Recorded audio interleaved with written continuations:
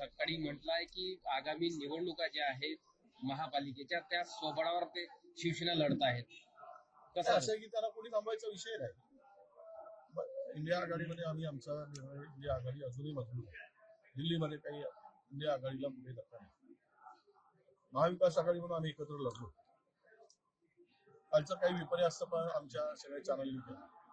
मी म्हणालो होतो की नाना भाऊ आणि संजय राऊत आम्ही पण त्यामध्ये होतो.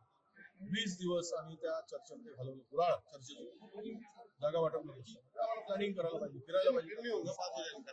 त्याचा अर्थ त्यामुळे सुद्धा आम्हाला झटका बसला असं मी म्हणालो. त्यावेळेस त्यांनी तुमच्या काही माध्यमाने चुकीचं दाखवलं की हे दोनच जबाबदार आहे. अशा प्रकारे ती बातमी करली.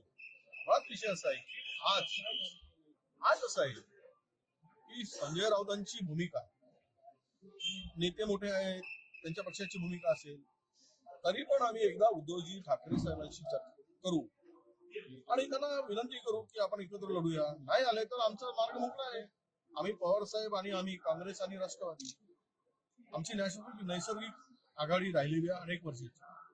आम्ही दोघांनी मिळून एकत्र या निवडणुकीला पुढे जाण्याचा प्रयत्न करू.